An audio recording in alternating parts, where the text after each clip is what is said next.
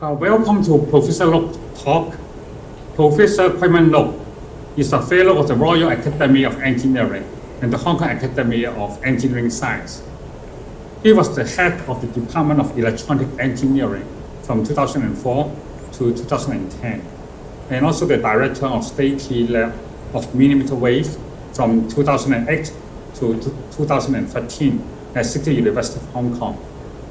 As a wealth of authority in antenna research, he has published 4 books, 680 papers, and delivered 80 invited talks.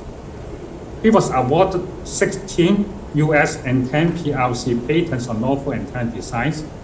He received the 2011 State Technological Invention Award with a second honor of China, the 2017 IEEE Antennas and Propagation Society John Clouse Antenna Award, and also the 2019 Poland Holy Prize for Science and Technology Progress. Professor Lok is also a great educator. He has trained many students who become successful leaders in academia and industry. Without further delay, let's welcome Professor Lok. Thank you, Professor Leung, for the kind introduction. Good afternoon, colleagues, friends, students, ladies and gentlemen. It is my great honor today to deliver a lecture supported by the Hong Kong Institute for Advanced Study. I would like to thank all the support from our colleagues here, particularly Professor Jacob Wang. It's very kind of you. And the talk for today entitled Antenna Scientists, Magicians in the Era of Wireless Connectivity. You can see there are 2 antennas next to the title because I consider these 2 antennas are my most important invention over the years.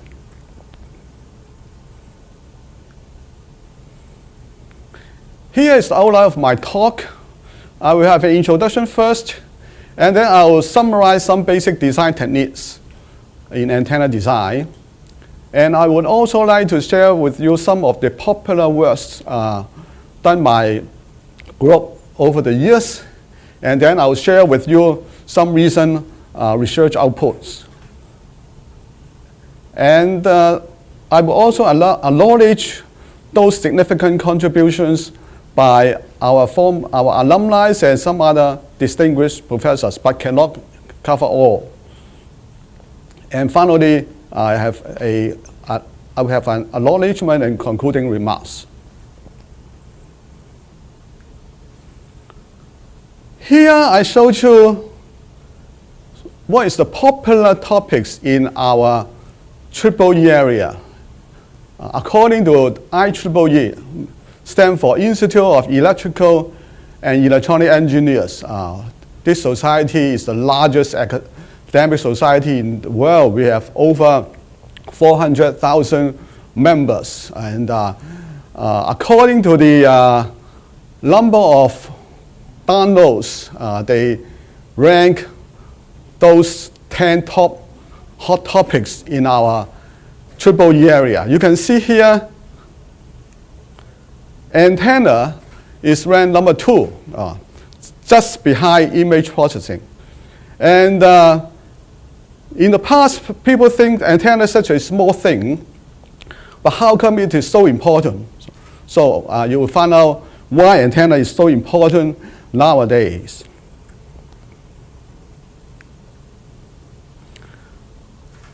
You may ask, where do we need antennas? Actually, there are so many areas requires the support of antenna. The popular one, of course, is nowadays the mobile communications, right? Everybody has a mobile phone. Our 4G, 5G phones, you can find there are many antennas inside the 5G mobile phone. In the future, 6G, we also need more antennas.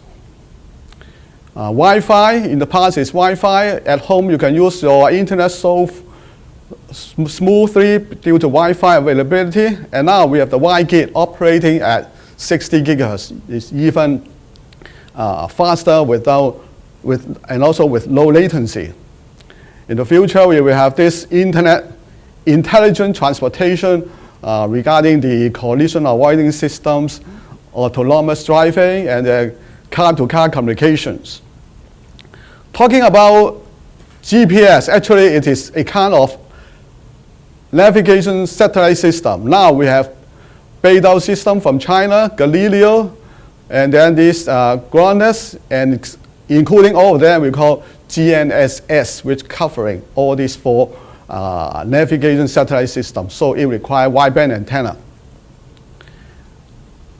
Satellite internet is popular nowadays because if you check the website, you will find there are many companies developing their satellite network, like the SpaceX, they call the Starlink, and also Amazon, they have the Kuiper. They require sophisticated antenna, high-gain antenna, probably scan antenna array for the reception of the signal from the satellite communications.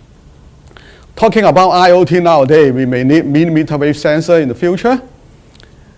And then about the UVA, we call the unmanned vehicle, and drones, which require antenna for the radio altimetry, checking the height, location. We also need satellite microwave remote sensing for the detection of different materials. Medical imaging is also another hot topic that require sophisticated antenna system for stroke detection and other disease detection. Energy harvesting we also need for mobile phone in the future. Hopefully nowadays it's so inconvenient if you charge your mobile phone even using the wireless charging platform. But in the future, we don't want the mobile phone put on the platform to charge it. So we need energy harvesting technique. And optical technology, we also require small, tiny antennas. We call nano antennas. I'm not going to talk this because my colleague, Professor Ding Ping Chai, we have another topic about the nano devices and antennas at the end of this month. So you are welcome to attend his talk. From very small antenna, we are going to go to very large antenna. Very large antenna is mainly for deep space exploration. And this is related to fast kilometer array. We'll talk about this. Another hot topic is called the wireless power transfer. And we also require antenna. You will see, I will show you here. Let's start from the largest antenna in the world, actually. This is the 500 meter. We call this radio telescope, but actually this is a microwave antenna. This is 500 meter dish antenna, and the challenging issue of this antenna is the feed, right? The feed is located above the dish. But in the past, if you use the fixed structure to hold this center feed structure, it will be very heavy. But Professor Byron Dunn, and he invented a kind of flexible cable to hold this feed horn, so the whole weight can be reduced to just 30 tons. Oh, this is an amazing design, so that's why this antenna is so powerful nowadays. This is another antenna. This is a 66 meter dish antenna for Mars detection in China. In China, we are exploring the Mars, and this huge dish antenna can communicate with the spacecraft, and it is operating at S and X band, right, 66 meter. And another huge dish antenna is being constructed, 110 meter in size, in diameter, and it will operate up to 110 gigahertz. So the required finishing of the dish is very small, less than millimeter. But how can we make such high accuracy? This is a challenging design. And this is another huge deployable antenna, which is help the small satellite to communicate. for satellite communication, and this is called the 10-ton #1 telescope. So all these are the largest antenna that is available in the world for different applications. I would like to appreciate the thanks from my good friends, Professor Brian Dunn, who is the member of the National Academy of Engineering, for supplying this wonderful, beautiful picture to share with our audience today. Another interesting topic, this photo also provided by Professor Dunn. You can see this is for wireless power transfer.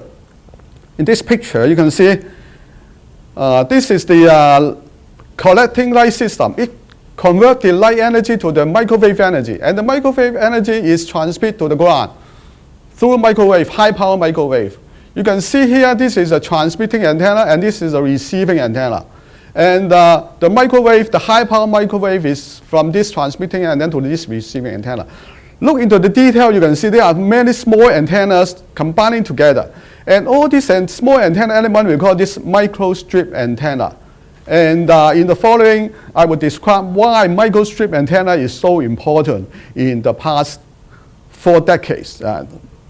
This tells us that even large antenna array, we need microstrip antenna to help us for various applications. If you ask me what's the major milestones in the antenna design over the past 3 decades, I think it's easy to answer this question through this IEEE Antenna and Propagation Society John Clouds Antenna Award.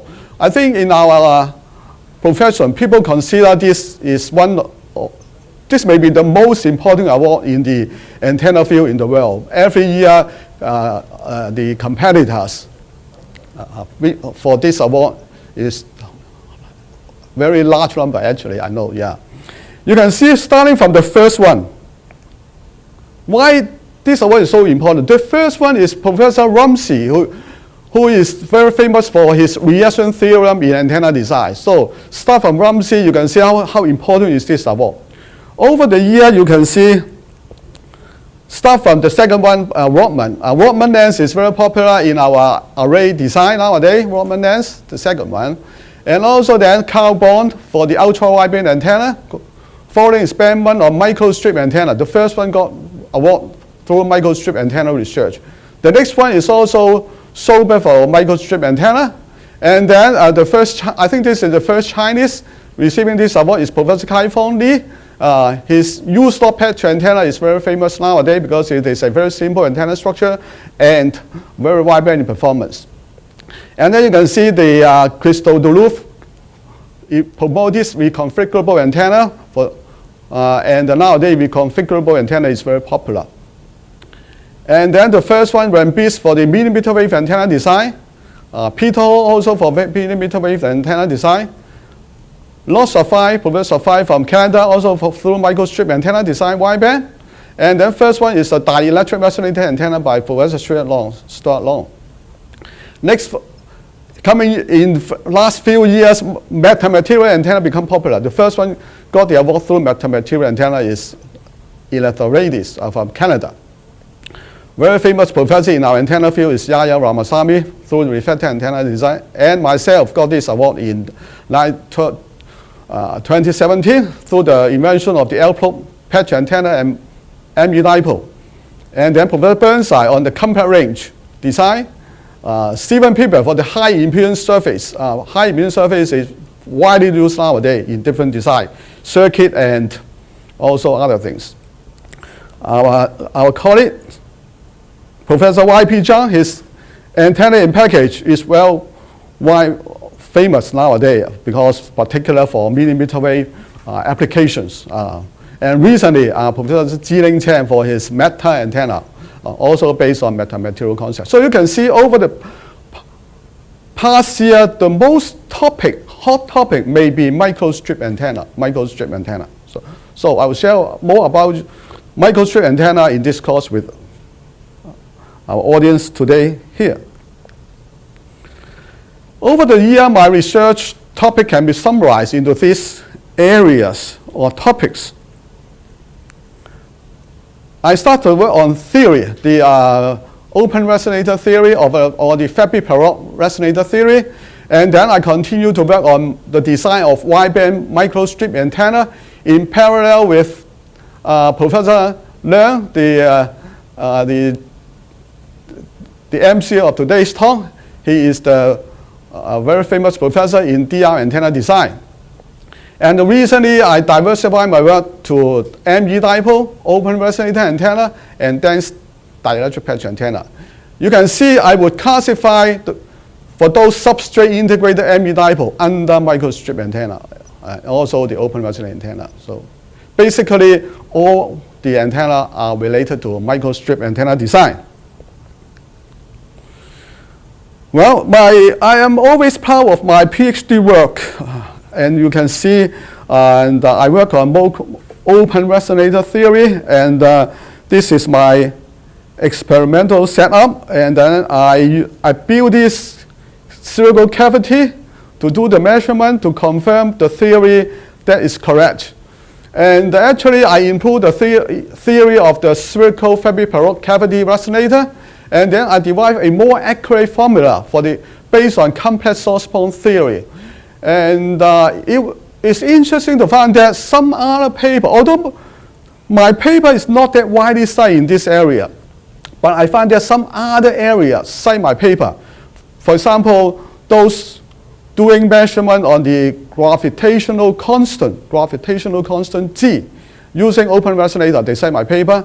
And recently, I also found some paper working on the detection of gravitational wave, and also the quantum communication, they also cite my paper. I'm still trying to learn what is happening, but that is quite exciting to find that my previous work was interested by other area. And particularly important, I discover the frequency splitting of these orthogonal eigenmodes. They are orthogonal in direction. In the classical theory, they are overlap, but I discovered this frequency splitting behavior. Maybe that is important in some other applications. Let's go back to microstrip antenna, because I consider this is the most important work I developed over the past 4 years. Actually, microstrip antenna, most popular antenna structure being investigated over the past 4 years. You can see this is a very simple structure, just a PCB board with a ground plane and then a patch on top of it. So the whole thing is very simple. But how we can radiate? It was proposed many years ago, 1950, but you can see the bandwidth is quite narrow, just 2%. And it has got broadside pattern. It can be broadside pattern and conical pattern. But we need to find some way to excite it, otherwise it cannot radiate effectively. You can see it was published in 1953 by Professor Deschamps. Over the years, we developed many techniques to improve the bandwidth. The first one is to add parasitic element. And then we can also add parasitic element on top of the original patch antenna. And here we add a U-shaped slot. All these methods can help to improve the bandwidth. And it is popularly used using nowadays, even in some other design. They combine all these methods. In different applications. The previous one has some limitations. So in the 1998, we proposed this L-shaped patch antenna. You can see the feed is a parasitic structure. It does not touch the patch antenna.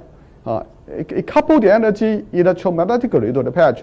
Through this way, the antenna can radiate with wider bandwidth. Over 30% bandwidth can be achieved. Very simple modification. The theory behind is we have some capacitance introduced to cancel out the probe inductance. And particularly for this design is the feed location can be selected freely. Different from the conventional one, the feed location is fixed. But this can be selected freely. So that means you can make it for dual polarization applications.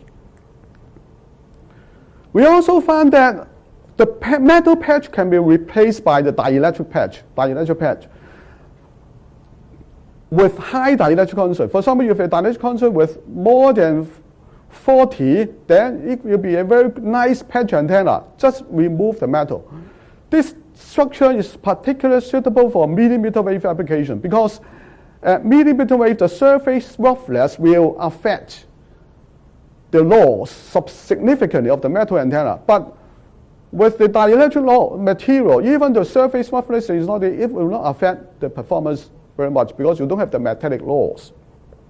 So it may be suitable for millimeter wave or even terahertz applications. You may consider this as a modification of the DR antenna and the patch antenna. Water has high dielectric constant with 81, about 81. So it can be used as a high dielectric material. So we found that just a layer of water layer can also serve as an antenna. So this is the first paper we demonstrate water layer can serve as a patch antenna because wave can propagate between the water layer and the ground plane. This one is for broadside radiation and this is for conical radiation pattern. And later on we will also remove the ground plane by another layer of water. So the whole thing is transparent. Actually the wave is propagated between the two water layer and it resonant itself. So you can see the energy is confined inside the region, confined in the region. It can resonate and radiate outside. It forms a nice antenna structure.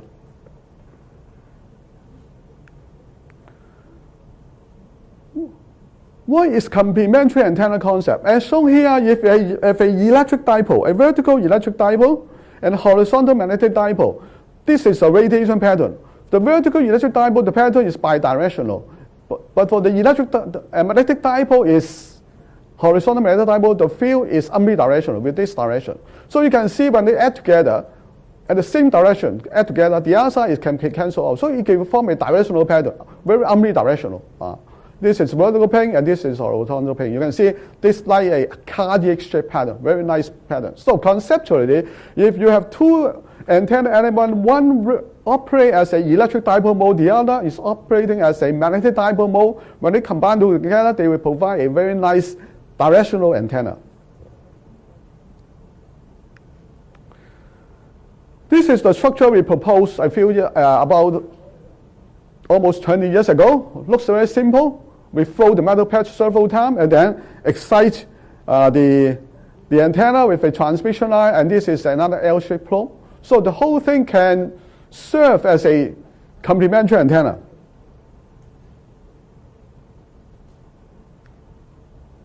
The slot can radiate. The slot radiates as a magnetic current. And then the metal patch radiates as an electric current. So they combine together, we form a directional pattern. We gave it the name called the magneto-electric dipole because both the magnetic dipole mode and electric dipole mode are combining together to radiate. Right. If we check the performance against frequency, you can see the return loss is very good, below the -10 over a wide frequency range. And the gain is very constant, about 8 dB over this frequency range. Go into the detail, you will find that this resonance is still to the electric dipole mode, and this resonance is still to the magnetic dipole mode. So we call this is a generalization of the complementary antenna concept, because the two modes are operate as separate resonance frequency. We separate apart. And usually from our design, the electric dipole mode has frequency lower than magnetic dipole mode. So they compensate each other, not only the pattern, but also the gain. So this concept is quite useful to develop many antennas over the years. And this is the first element, linear polarization, and then we make it to dual polarization. For non-specialists, dual polarization means we have two antennas integrating together. One radiates with E field in this direction, the other is with another direction with 90-degree phase difference. So it's two antennas combining together. We can still use the amidipole concept. In order to increase the bandwidth, increase the gain and bandwidth of the antenna, we employ the open resonator theory concept. You can see here we have a silicon mirror, and then we replace the metal layer of the fabric perovskite resonator by a partially reflective surface. So the wave can resonate, bouncing back and forth with some leaking out, so they form a high gain structure as shown here. Without this partially reflective surface, the gain is low, the beam width is wide, but with this deformed resonance structure, they can be very high gain. But usually we select the height is just around half wavelength, 1 wavelength, or 1.5 wavelength. So the whole structure is not very thick in structure, but we can produce high gain without the need of complex feed network. Here I can show you, because we have done so many interesting work, particularly for my students, but it's difficult for me to select which are the best. But interestingly, recently, according to IEEE Explorer, I checked my paper and found that there are about 300 papers with a total of downloads, full text view, about 460,000 views. And then, according to the download for each paper, I found there are 19 papers each with over 500 full text views. So I will share with you those most popular paper done by research group or students. But I will not show you all the 19 papers here, just select some of them. This is a random line. I will put 19. Nowadays people like to talk about ranking. University ranking, personal ranking, so just for fun, right? And this one, RAN 19. This is the microstrip or substrate integrated version of the MU dipole. We replace the vertical wall by sorting vias using PCB, then it's not that difficult. And this structure was proposed by my former student, Dr. Ming Jia Li. He is now in the US, working as a senior antenna engineer, designing antenna for the car collision avoidance system. And this is become one of the most popular antenna nowadays for different applications. I'll show you more later, right? And then go to RAN number 12. This is another small antenna with U-shaped slot. Here we demonstrate the U-shaped slot with truncated corner. It can produce a very small size CP or circularly polarized radiation. And we, particularly with U-slot, we can match both the impedance bandwidth and acceleration bandwidth together, so easily to achieve very reasonable wide bandwidth for CP radiation, very compact size. And interestingly, this design was done by a final year project student only. This is RAN number 10, over 6,000 views, and this is another version of the MU dipole. You can see this is a low profile version. Low profile version, we throw the vertical wall. By folding the vertical wall, the size can be reduced. And also we can excite the gap across the gap. Notice to use the L-shaped probe. So the antenna is DC grounded and particularly suitable for the base station antenna application. And this was done by my former student, Ge Lei. He is now with Shenzhen University as an associate professor. He is very successful now. He has his own company also. And then RAN number 19, number 9, sorry, also over 6,000 views for this paper. You can see this is so-called the N5 MU dipole, because the radiation is from the open end of a substrate integrated waveform opening. He adds vertical vias to simulate the electric dipole. So the opening is the magnetic radiation, and this vertical via form the electric dipole radiation. Combining together, they form a very nice pattern. Particularly, this is a compact size, so you can form multiple beam to different direction, right, over a wide range of angles. And this paper is also highly cited paper, one of the highly cited paper. And this is another RAN 8 paper. This is a RAN 8 paper, and this is a review paper published in the most important journal of IEEE, the proceeding of IEEE, summarizing our achievements. This is another paper, RAN 7 by Yu Jianli again, and this is a H by H CP array. And in this design, he found that aperture coupling is good to excite the MU dipole with CP radiation. And then he found that by connecting the diagonal corner together, they can produce CP very conveniently. It also demonstrates that due to the low surface wave excitation of the MU dipole, when they put together, all the elements put in together, they did not affect each other. So once you decide a single element, you put them together, the whole performance is quite well. Just this small fine tuning for this CP MU dipole. Round number 6, and this is by another student of mine, and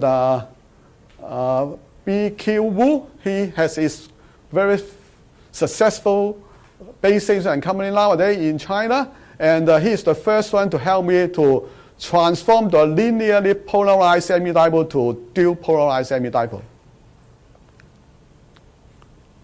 Round number 5, 7,709 views by my colleagues here, Professor Han Wang, and actually he is doing very well nowadays. And this is the most important paper, I think, for him up to now, because he is the first one to enhance the dual polarized antenna by using slot and vertical wall to reduce the mutual coupling.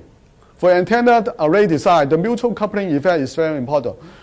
The radiation from one element may be affected by the other element. So it investigates different techniques to improve the isolation. And this paper is widely cited by industry nowadays. Number 4, and this is another, maybe the best modification of the L-probe patch antenna. And you can see the first offer is Carming Mac, and then the second offer is Nai Hawa. Both of them are doing quite well.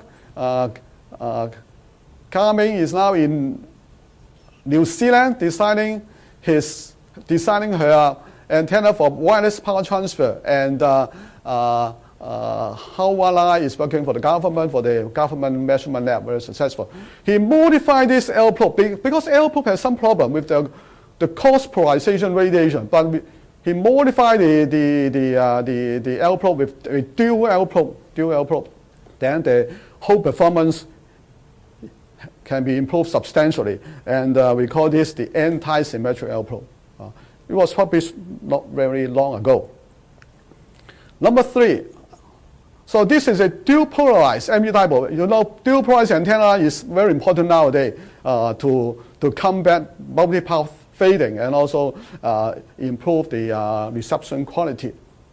And this is aperture coupled dual polarized. And Eugenie discovered that by connecting the inner corner together, we can match this MU dipole with dual polarization very efficiently. And you can see this 4 element, we can radiate 4 beams to different directions. The pattern is very stable over a wide frequency range. Number 2.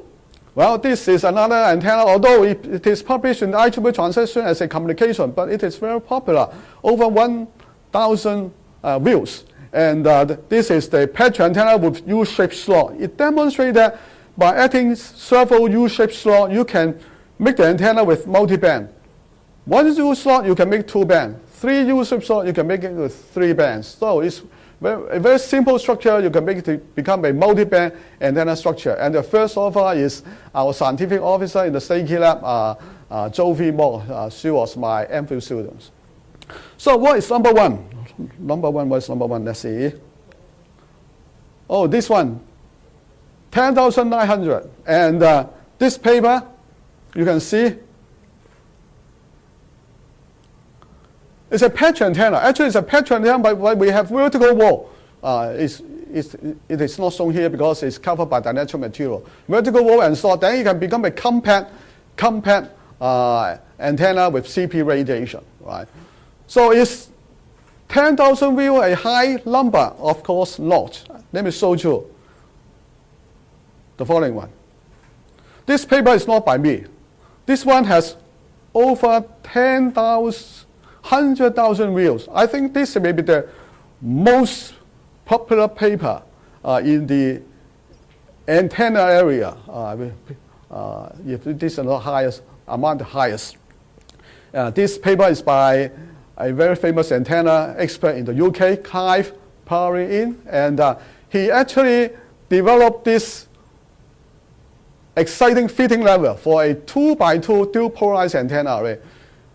Previously, for linear array of dual polarized antenna, the fit level is quite easily over one layer. But if you have rectangular array, the fit level will be very complicated. But this method is very innovative proposed. The fit level below aperture, another fit level. Through the different combination of fit level, aperture, and the fit level, it can excite this 2x2 array very conveniently and very effectively.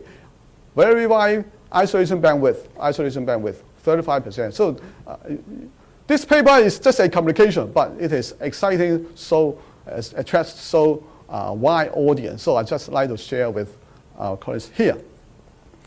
So going back to what we have done in recent years, I would like to summarize the following work and in the ME dipole design, because I consider ME dipole, particularly the substrate integrated ME dipole, is a branch of the microstrip antenna. These 10 examples.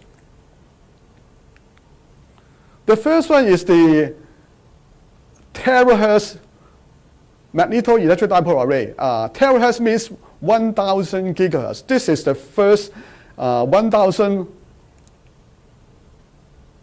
gigahertz ME dipole, fabricated by my colleague Professor Stella Pan, who is an expert in nanotechnology. Of course, she just used the microfabrication technique to help us. She said this antenna is too big for her to build, but he can help us. At the outlook, it looks like it is a metal. The whole thing is metal, but actually it is made of non-metal, but with coating.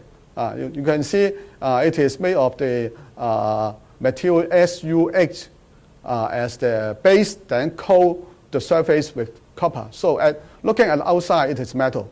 Amazingly, this antenna can achieve high efficiency, because people working on metallic antenna, they always think at high frequency metallic antenna is very low efficiency. But through this microfabrication technique, we can make the surface very smooth. The variation is just a few nanometers. Then the loss, the rough surface roughness loss is removed. So the whole antenna can achieve very high efficiency. To further enhance our antenna gain, we combine the ME dipole, this is ME dipole, with the open resonator concept, for the future imaging application, and communication, right? And but how can we make such tiny spherical surface and ME dipole? ME dipole, as we just mentioned, but how can we make this tiny spherical surface?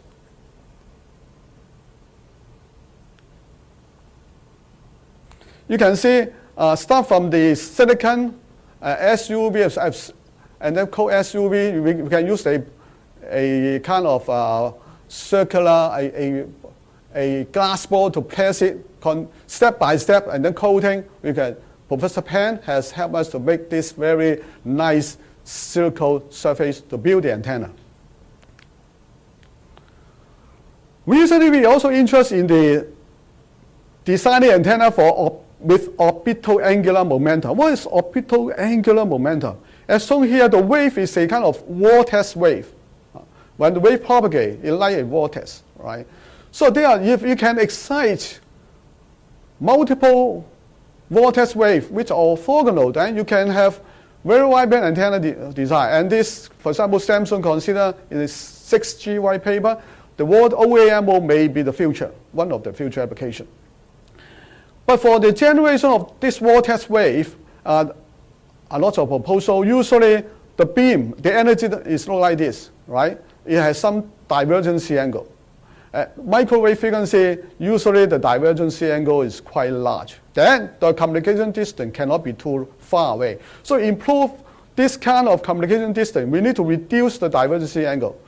How can we reduce this divergence angle? We found that if you put this OAMO array with inside open resonator, we can help to reduce the divergence angle from, in our example here, from 16 degrees to 90 degrees.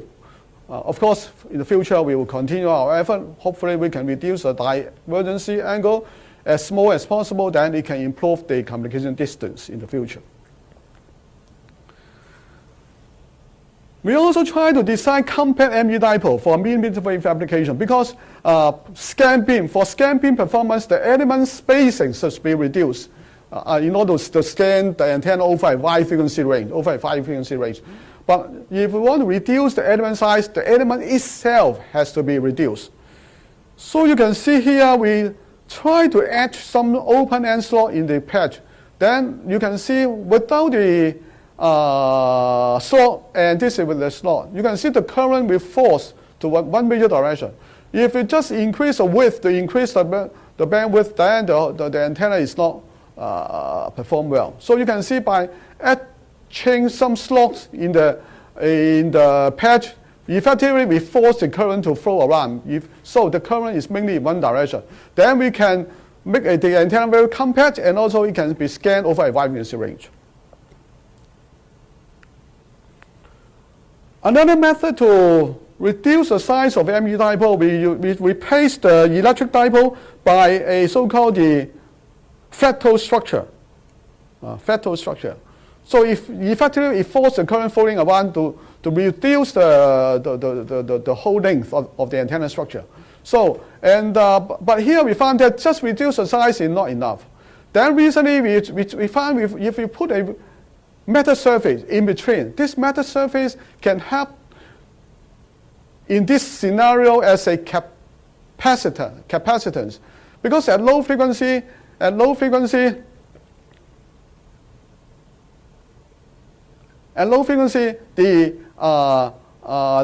antenna function quite inductively. So with this additional metal surface itself as a capacitance, then we can reduce the operating frequency to a lower frequency band. So effectively, the size can be reduced. And also, we found that with this metal surface, the gain is also enhanced over the higher frequency band. And this is done by my former postdoc, Professor Yan-Hong Yu, and he's now doing quite well in Xi'an. You can see the pattern is quite stable with this design.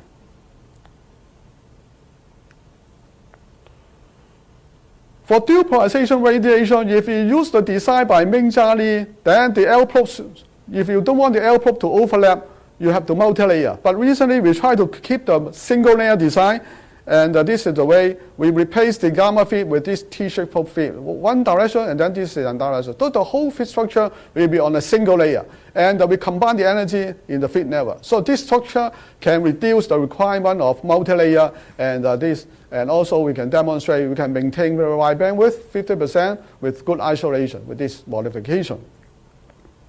And this is done by Dai Xin, who is now in Guangzhou working as an assistant professor.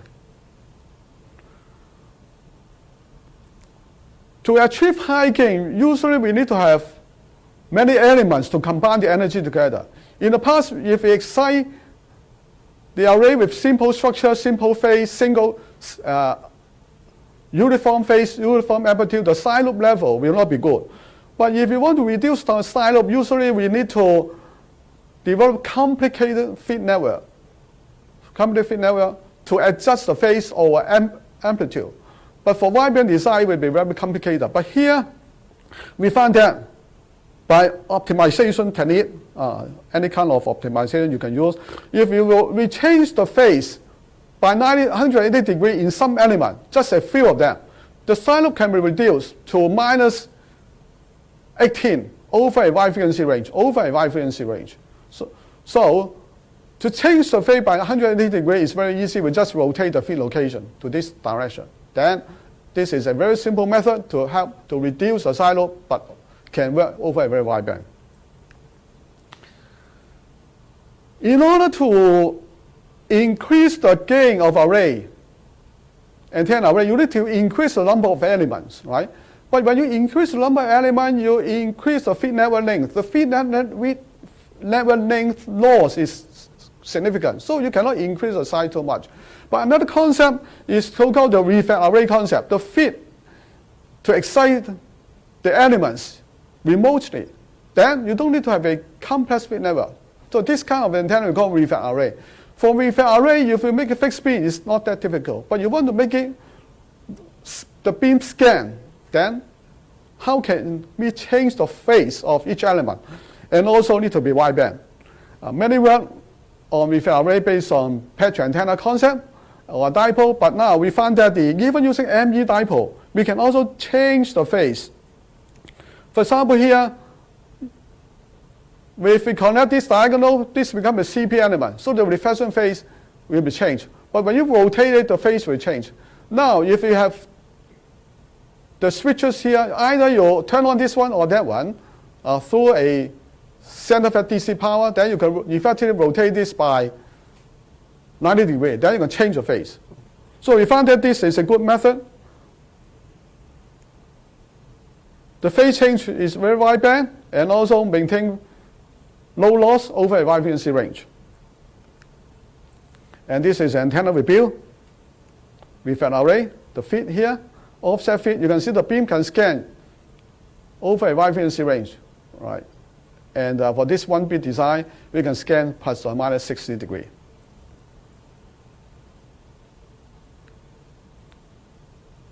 This is another transmit array concept, but transmit array usually the feed is located very far away from the, if F over D ratio is 1:1, so the distance of the feed to the lens is equal to the dimension of the array. Now here we use a folding concept. The feed here radiate to the lens, let the lens reflect back, and then this is the polarizer and then reflect back. So effectively, you make the path reduce to 1/3. So this is H over D on 2H over a wide frequency range. The MU dipole can also help to do this kind of transmit array. Another interesting application is the antenna for medical imaging. For example, people nowadays using the antenna array to detection of bleeding in the head due to stroke and other problem. Very efficient, very fast. So wideband antenna elements are required. And recently we also tried to use the ME dipole for this kind of application. And this is for wideband application, this is a differential feed ME dipole. But here the antenna need to be placed to the human body, so the matching has to be improved. So we found some way you can see with this ME dipole, because the ME dipole is quite directional, very directional. You can see at different frequency, from low frequency to high frequency, the energy can mainly go inside the human head, very few radiation outside in different directions. So the ME dipole is found to be quite useful. You can see the directional pattern over a wide frequency range, particularly for the medical imaging applications. You can see we do the measurement, we build the array element surrounding a model of the phantom of the human head. Then we can see, we can reconstruct the location very accurately. We compare our method with other method. We can detect the size close to, is quite good compared with many other techniques. This is 5 mm detection. And the algorithm we use to the reconstruction of the image is called the delay multiple and sum algorithm. We are at the beginning of this field, and I know there are many other groups doing quite well, particularly Professor Abbas from Queensland, very strong in this area. In the future, I will go to learn more from him. And here I show some work from my colleague, Dr. Steve Wong. You can see he used this functional material to build the terahertz. This is maybe the first experiment to prove the reconfigurable terahertz metal surface. Here, it used the laser light to turn on and off individual element to make it scan beam. So this is amazing work based on functional material called the GETE.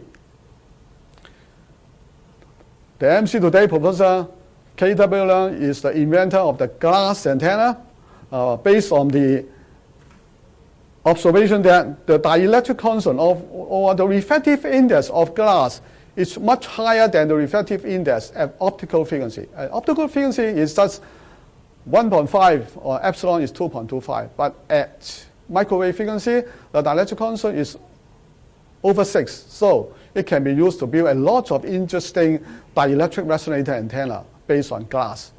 This is a decorative glass antenna, and this is the light cover antenna, the mirror integrator. I don't look at it, you don't know this is antenna. Well, this is very exciting work by Professor K.W. Leung. I'd also consider this as a branch of microstrip antenna. Now, I would also like to share with you some of the excellent work done by our alumni and some other distinguished scholars. Because the patents, our patents or patents on basic design of the L-probe patch antenna and ME dipole are already expired. So the technology is now open to public. Everybody can use it. Researchers and scholars from many universities, research institutions, and companies in China has adopted the ME dipole in their new designs. Researchers working on ME dipole enhancements and applications are found from Korea, Taiwan, Singapore, Canada, India, Malaysia, France, Sweden, UK, Italy, and so on. Now, the first one. Recently, I found that the 5G MIMO base station antenna installed in by many 5G service provider actually is shown here. This is the MIMO antenna. And this is the dual polarized space antenna built by a company 20 years ago, a spin-off company of CTU, based on dual polarized L-probe. And actually, in this design, also L-probe, because L-probe already open to public, so L-probe already use it, but it's amazing to find that this kind of 5G MIMO antenna also use the L-probe. So thanks for those engineers selecting L-probe for their design. I appreciate they help to promote the L-probe patch antenna design, although I think nothing. This is fun, right? But we contribute to the technology, right? So this is one design we found recently. And then also from a paper published by Professor Y.P. Zhang and his colleague, it shows a dual polarized L-probe design. They use this element to build the mmWave 5G for the mobile phone. This is the wafer, and very exciting work. Improve the performance of the LP design to dual polarized design. Is a multi-layer design. As I mentioned, the LP design was first proposed by Ming-Chia Lee, but this design has modified the performance for this mmWave, and they claim the bandwidth is the widest. It covers from 24 to 40 gigahertz over such wide frequency range. This is amazing. I congratulate them to apply ME dipole so successfully in these applications.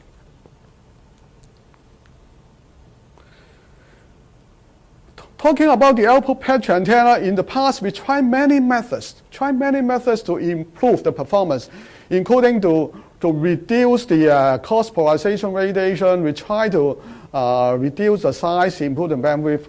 And recently I found a paper by Professor Jiling Chen. It's very interesting work. He applied the metal surface concept. Effectively, it chopped the metal patch into many small pieces. But by doing so, calling this metal surface, actually it can excite not only the fundamental TM mode, it also excites the surface TE mode. This TE mode can help to radiate. And also the TM mode, because due to the some leakage, the TM mode itself is leaky TM mode, and also due to the leakage, the Q factor reduced. So effective, the whole thing can be reduced in size, height can be reduced, and also the bandwidth is reduced. You can see this is original TMO, but with some leakage, right? So it's leaky TMO. But additional the TMO surface put together form a very wide-band structure. So I congratulate Professor Jiling Chang in this. Professor Jiling Chang was a postdoc fellow in our department, and he's very famous nowadays, famous expert in this antenna field. And recently he invented this meta antenna concept, also very innovative. Here is another design proposed by Professor Hongjia Wen, State Lab Microwave Remote Sensing, University of Chinese Academy of Science. Recently, he applied the MU dipole together with the low loss feed level. We call the rich waveguide. Combining together, he developed a very high gain antenna array for space microwave imaging. And hopefully, his antenna will put to the space in the future. And I would like to thank him to select MU dipole in his design. We can see the pattern through the adjustment of the relative phase, the silo can be reduced. Here's another design I found from Professor Xin-Yu Chao from Air Force Engineering University, Xi'an. Professor Chao also was a research fellow in a department for some time with me. And recently he tried to increase the beam width of the MU dipole by adding parasitic sorting via close to the MU dipole. They are not connected. By adding parasitic via, the beam width can be reduced. By increasing the beam width in both planes, then he can build very compact wide scan beam. This one in the H plane, the scanning angle can be very wide, plus and minus 9 degrees. And also for this E plane can also plus and 70 degrees. So the whole thing can scan over a wide frequency range. He should think this is a good antenna for X-band application, including X-band radar. Our former student also doing quite well, CML, who helped me to invent the output band patch antenna. Recently, he also working with our member in the State Lab, Han, Wang, KK So, and Lai and Matt already left us, but he developed this antenna array for the electronic toll collection system. It is supported by ICT project. You can see this antenna is installed in many places nowadays in the world, and it will continue to be more. But this is one application of the MU dipole for the toll system developed by our former students. So here is a summary of my research activity over the years. I start from open resonator theory, and then I learned microstrip antenna analysis from Professor Kai-Fong Lee, and continue to work on user patch antenna, improving the bandwidth of the microstrip antenna. In parallel with the, fortunately I have Professor Kaderman as my PhD student, to start to work on dielectric resonator, and from user antenna, which is linearly polarized. So I begin to dual polarize for modern wireless application, the output patch. I invented the output patch antenna. And in parallel, I also invented dense dielectric patch antenna. From dense dielectric patch antenna, water patch antenna can be, is a kind of dense dielectric patch antenna, and it has a future to become transparent antenna. For MU dipole, I'm also working for medical imaging, and then for millimeter wave and terahertz application. And recently I combined these two together to develop this open resonator antenna. So you can see my research are all related to meet the need of the modern wireless applications. And here are the books that I have published over the years. Particularly I want to mention about 10 years ago, I added a special issue for the proceeding of IEEE to summarizing and promoting antenna research worldwide. And recently, SOCAN to have the support from Chinese Academy of Engineering, the flagship journal Engineering, approved my suggestion to arrange another special issue on antenna research. It will appear next month, so you can, I have invited a number of distinguished antenna experts to contribute a paper here. So you're welcome to look at this special issue to appear next month by Engineering. Over the years, my exciting moment including the awards receiving moment, and this is the picture. I get the Joint Clouds Antenna Award from the President KIAS and former President Wing Chiu, Professor Wing Chiu, both are my good friends. And then so nice to get the Royal Academy of Engineering Fellow in London, from the President in that time. And also recently the Holland Honey Prize for Science and Technology Progress, and received this picture from in Beijing. Let me take this opportunity to promote a conference called the TANCON 2022 to be held in Hong Kong later in November this year, because I hope by that time our antenna expert can join this TANCON. We missed so long, and hopefully we can come together to discuss our research on antenna research through this opportunity. So please remember this conference and submit your paper. You're welcome. So this is the last real graph I would like to share with you, and through the acknowledgement, and this is an acknowledgement concluding remark. Over the years, I have great support from my research students and my colleagues at CTU. So just show picture of my former colleagues, current colleagues, and my former students here. You can see Professor K.F. Tong from UCL London. Ricky Chair is in the U.S. as an antenna engineer, and also Pei also working in the U.S. as an antenna expert. Professor Chi Chen, my colleague, Professor Kish, he's a fan of MU Dipole. Thank you for him. Professor Kai Fong He, who teach me the microstrip antenna, and his wife. So nice of them. I and my wife receiving this Clouds Antenna Award. Professor Leung Sen, my former colleague, he is so very supportive to me and give me many opportunities over the years. Professor Xie Chuan, my former colleague, he is very successful now in China. And Steve, Professor Wong, Goh Yong-sin is now in National University of Singapore, very successful professor. He just got our Distinguished Alumni Award recently. And this is Gerling from Shenzhen University, very successful now. Yu Jianli also, my eyesight is not very good, sorry. And Yu Jianli, yeah, and then Wang Dingbong. And so I will not mention all of them, but you know most of them are very successful in their career now, and they have contributed a lot to antenna research and over the years. My colleagues at CTU, of course, I would like to mention my boss, of course, Professor Stella Pan. He is very supportive to me. My colleague, Edwin Poon Nelson. And this is the banner. It's so nice to arrange a party for me, and with our very good colleagues here, all right?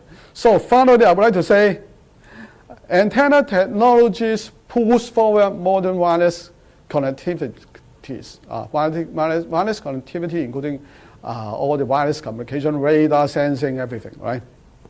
And also, it is mainly contributed by all creative antenna magicians. But it is not illusion, the performance. They have made the impossible possible. With that, thank you for your attention. Yeah. Professor Lam? Thank you very much, Professor Lok, for giving this very excellent talk. It's now Q&A session. You can raise your question in two ways. The first way is that you raise your hand in Zoom, and I will let you ask the question. And the second method is that you provide your question in the chat room, and I can ask the question on your behalf. Now, I have already received a question from a Slack of Kwai, Finland. The question is that can Professor Luk point out how to reduce the height of ME dipole to be significantly less than quarter wavelength, and how to achieve wideband and very efficient low-profile ME dipole? Professor Luk, please. Okay, thank you for the nice question. Also, this is a challenging question. Over the years, we have been trying to reduce the height of the ME dipole. A straightforward method, of course, is to by floating the vertical wall. And at low frequency, it's easy to float the vertical wall. And but for painted version, we need to have multi-layer to paint the floated vertical wall. And some paper already have published by other scholars. They can reduce the height to about 0.15 lambda at the microwave frequencies. Other techniques can also be achieved, like the one I showed before with the metal surface in between the patch and the ground plane. Then we can also reduce the height. Of course, more innovative approach is waiting for, and also it's still also a challenging issue, because we want to, as far as I know, for commercial application, we want to make it very simple in structure. So, and I think the metal surface concept may help to further reduce the height by a more innovative approach. I hope this can answer this question well. Yeah. Thank you, Professor Luk. I see a second question. This is a question about the chip antenna. Professor Luk, can we make a chip antenna by using your ME dipole method? Chip antenna, right? Yes, chip antenna. Chip antenna, that means it's integrated in the IC. I think we need to solve problem of the loss, because in IC, if it is silicon, the loss is a major problem. So you need to find some way to reduce the loss. And I believe some innovative method has also been proposed. For example, you can remove some of the silicon, and this is one way. And by other approach, maybe you can consider to use other material, some new material, functional material instead of metal. I'm not sure at this moment, but what I can think is I believe it can be used for chip antenna, particularly at very high frequency.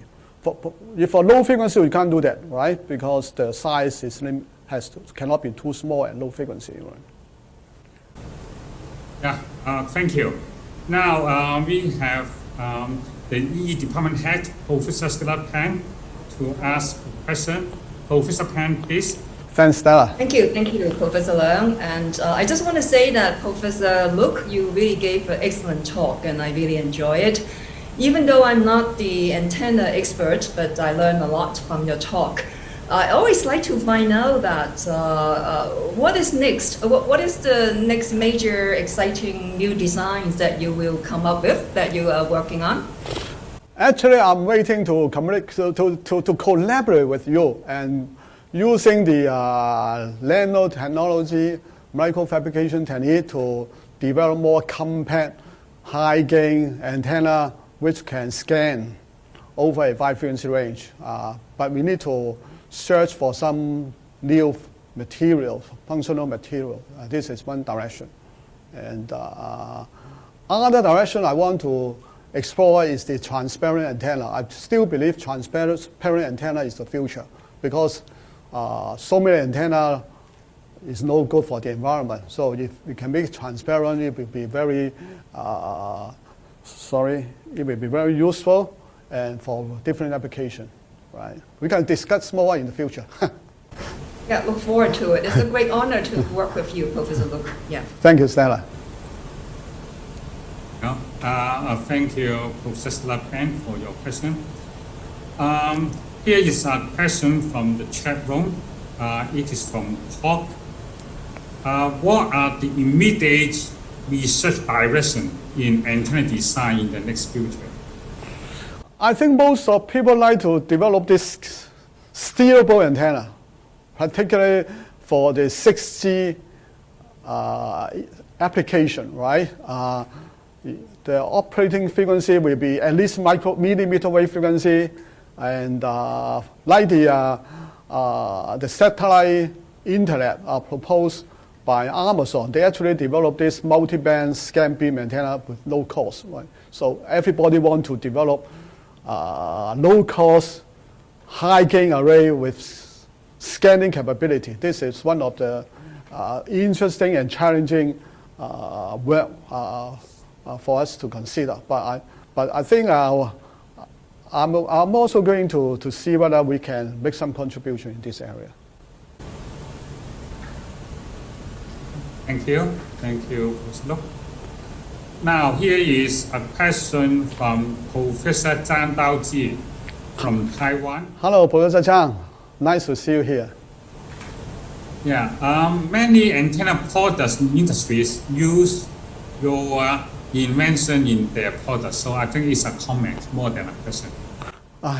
Thank you, Professor Zhang, and helping me to promote this antenna technology. Very grateful, actually. Thank you. Oh, I received feedback from Hawk, who has just asked a question. Professor Luke, he would like to thank you for your very informative talk. Thank you. Yeah, appreciate. Okay, now here comes another question. I'm a second-year undergraduate student and would like to know what kind of topics are suitable for me to research or go deeper. You are only a second-year student, right?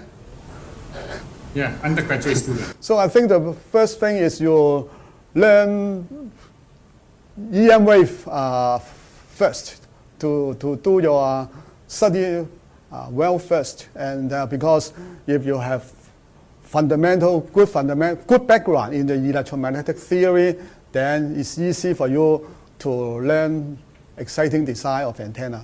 Of course, after you can master the EM theory well, and then you may consider doing antenna research with any college within our department. Professor Leung, you can learn also from Professor Leung or Professor Wang, Professor Chi Chen, and also Alex Wong. Yeah, they have many exciting new antenna research projects to share with you. I will not say which one is suitable for you. Right? You select yourself. Right? Yeah, thank you, Professor Luke. The next question is from Sun Xue. What is the material for head phantom you used in the head imaging system? The material is so nice that I have a good friend in Japan, Professor Koichi Ito. Actually, he made the phantom for us. But this is a commercial secret. I didn't know what kind of material inside, but he can show. He demonstrated the dielectric constant value that we want to achieve. So if you want to buy phantom material, you can contact Professor Koichi Ito. You can Google search his name. Right? He's very famous in our past president of our HKIAS. You can contact him. He has a company. He can produce the phantom for you. Mm-hmm. Okay, the next question is from Professor Chen Ziling of Singapore. Professor Luke, thanks for your nice review of patch antennas, in particular ME dipoles, an exciting picture of development of patch antenna technology in the past decades. Could you please share with us your experience how to create academic and engineering impact by antenna R&D? Well, first, I would like to thank Professor Ziling Chen for this question. And actually, Ziling is actually my one of my best friends, I would say. Yeah, I actually learned from him. he always like to invent new antenna, and actually I need to follow him, follow his footsteps in many design actually, right? So I think Professor Ji-Ling Chan, you will know how to do it. And for myself, I always like to encourage my students to think independently, and I allow them to have flexibility to do what they want, and I will not force them to follow my research suggestion. From my experience, I always found that initially I thought that approach is impossible, but somehow they can demonstrate to me it is possible. So I think that particularly for the younger generation, they are very creative. You just let them to have the environment to think, to learn, and ultimately they will produce something that you thought it cannot be achieved. This is my suggestion to those who want to encourage their students to do better. Right? This is my experience. Right? Okay, thank you for answering the question. The next question is from Ji Zhan Shao. Is it possible to apply the ME dipole in a UWB phase array while keeping the wide beam width? I think using SIW to achieve wide beam width, unless you can use high dielectric constant to build the SIW, then you can reduce the size of the SIW, right? Otherwise, we have experienced before the scanning range cannot be too wide. So, but when you increase the dielectric constant of the SIW, the bandwidth will be reduced. So you have to compromise the bandwidth issue and the scanning angle issue, right? So that's the reason why recently we changed our direction to this substrate integrated coaxial cable. It can be easier to build more compact antenna array. You may consider to use the substrate integrated coaxial waveguide to do the feed network. Right. Thank you. Okay, thank you. Okay, the next question is from ED colleague, Professor Chai Ding Peng. Excellent talk. Please kindly comment on the future research direction on the water matter antenna. Water matter antenna. Water matter antenna. Okay. Thank you, Professor Chai, for this interesting question. And actually, from water antenna, I actually want to develop liquid antenna. And I'm not sure whether any kind, if I can search other liquid which has higher dielectric constant with lower loss, then I can even build a better antenna. And actually, I'm looking forward to collaborate with you because you are so well experienced in the optical technology, and you know how to design huge array with sophisticated methods. And so if actually my thought is to search for new material, even liquid or transparent material with higher dielectric constant and low loss, that will be very useful in the future. Yeah. Mm-hmm. Now, the question is from Jiang Not Liu. Dear Professor, I want to know what direction microstrip antenna can be researched for beginner. As a beginner, for microstrip antenna, I would suggest you to work on microstrip antenna at low frequency, around a few gigahertz, particularly for example, the sub-6 gigahertz 5G application or GPS application. And you can develop a CP antenna or dual polarized antenna to have a taste of it, because at such low frequency, you can build the antenna yourself. You can build the antenna yourself, then you can do the measurement, you can do the simulation, then it will help you to master the basic knowledge in antenna design. And then the future, then you can consider using the metamaterial concept to improve the performance. So the first step is to learn antenna at the lower microwave frequency range. Right. This is my suggestion. Okay, the next question is, can you talk a bit more on the area of wireless power transmission? And actually, I have a good discussion with Professor Duan. What he's working now is for the wireless power transmission for remote area. Because in some area, the sunlight, you may not have the strong sunlight, then you can use the microwave to transmit the power from one location to the other location. Of course, safety issue is a problem. You have to have a very directional beam, right? Directional beam. So some people nowadays proposing to use the millimeter wave for wireless power transmission. So you can have a narrow beam with a smaller antenna. I have, as I mentioned, my former student who's working in New Zealand, her company is also doing similar kind of thing, right? And they have the vision that in the future, all the wire cable of the power company can be replaced by EM wave. But I don't think this is not an easy task, right? But in some remote area, using the wireless power transfer may be a solution in some area. Yeah.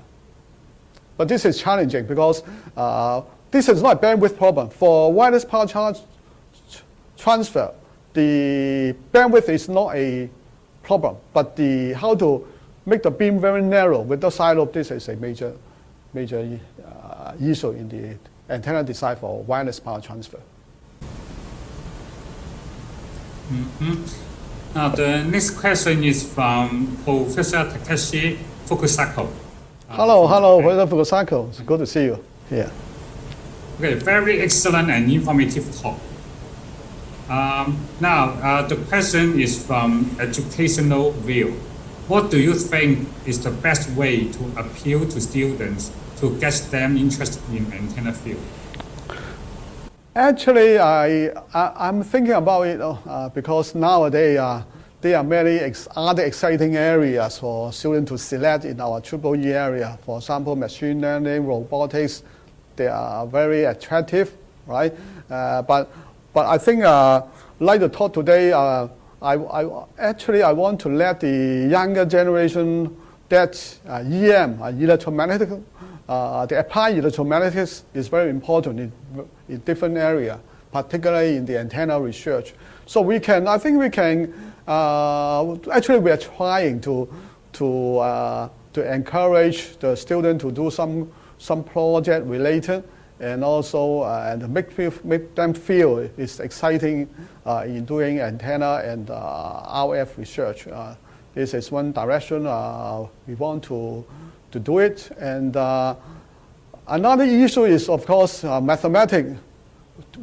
Our EM knowledge demand more complicated mathematics, but actually we can let them know after you master the basic knowledge of EM field, you will have no problem to design a good antenna. But anyway, we are still thinking how to encourage more students or attract more students into our area. Our IEEE APS Society is also thinking a lot of innovative idea to attract students working in EM area worldwide, actually, in different countries, right? Thank you, Professor Fukusako. You are a long way from here in Japan. Thank you. Okay, thank you both, Takeshi and also Professor Lo. The next question is from Wei Ming Zhang. I have a question for Professor Lo. I'm curious that is it feasible to design dual CPME dipole based on your dual LPME dipole? Have you ever tried this? And what techniques can be used? So dual CPME dipole, and yes, I think I found some paper published in the literature. They are trying to use the, of course you need to have a good feed network, hybrid you can excite just a hybrid or a combination of hybrid quadrature hybrid, then you can excite a CP, an empty dipole with dual CP. But well, I cannot tell too much detail at this moment. You can contact me by email if you want to discuss with me further. Yeah. Thank you. Yeah. Professor Luk's email can be found from his personal homepage. You can go to 6UEE department, and then you can find his profile that includes his email address. Okay, this question is from Professor Peng Yao Mei from Guangzhou. Professor Luk, you are always so creative and productive. Would you please share some tips for us? I think this question should be common to many people. Thank you, Professor Pan. You yourself already very creative, as far as I know, from your excellent work published recently, right? I think we do share our view that to make ourselves creative, of course, we need to learn more first, right? Through different channels, reading papers, and communicate with different people, communicate with industry, because we're engineers, we cannot think ourselves. And if opportunity arises, you can communicate with more senior people. Related to this question, I'd like to show one more picture to our audience here. This is a picture I originally want to share, but with this question you can see over the years I have been able to meet many senior professors at conferences or during their visit with me. I find that although the meeting time with them is very small moment of time, but I always can get some important knowledge of information from them, which will be useful for my whole life. You can see there, this picture, although some of them have left us, and they are all the top experts in the antenna field in the past. You can see the names here. So I'm so glad in the past, although as most of you know, I got all my education in Hong Kong. I never go outside for a long time, never go outside for more than 3 months actually. But I have been able to learn so many things because through conferences, through their visit, right? So every time when you have the, unfortunately due to the pandemic, we cannot go for conferences, right? But in the future, when you have the chance, try your best to go to conference and other opportunity to try to meet those top guys. Once you talk to them, you will get something, right? This is one way to learn new things. And what remains is to, of course, not to give yourself high pressure, right? To relax, right? And then you will I think that will make you more creative. And also, research is not the only thing. You should learn how to enjoy your life. Like myself, during my leisure time, I have many good friends, my secondary school classmates, and we come together, we enjoy singing and many kinds of activities. So this is one way you can make yourself relax, and then you will have more creative idea. This is my suggestion. Okay, thank you, Professor Luk. The Q&A session is supposed to be 30 minutes only, and now it is about time, but still we have many questions. Okay, perhaps we entertain the question from Professor Zhang Xiu-Ying from Guangzhou. Professor Luk, thank you very much for your speech. I graduate from CTUEE. I have a question. In the next generation mobile communication, antennas are very important. Which kinds of new antennas may be used in B5G and 6G? Would you please share your opinions? Thank you very much. Professor Zhang, thank you for this question. I believe you know more than me because you have a close contact with the industry, right? And actually, I'd like to learn from you, but I guess more antenna will be integrated together, and so the isolation between the antenna need to be solved, as you are an expert in this area. So I'm actually looking forward to learn from you, right? And but of course, 6G is not only the antenna on the ground. We need to have antenna communicate with the satellite. Then this is another challenging area. You need to develop antenna to communicate with the low orbit satellite, right? This is all challenging. Thank you, Professor Leung. Okay, thank you. This is a question from Professor K. Wu from Canada. A great talk. Thank you very much, KM, for your pioneering work on ME dipoles and many other techniques. I really enjoyed your presentation very much. I take this opportunity to have your comments on the trends of small antennas.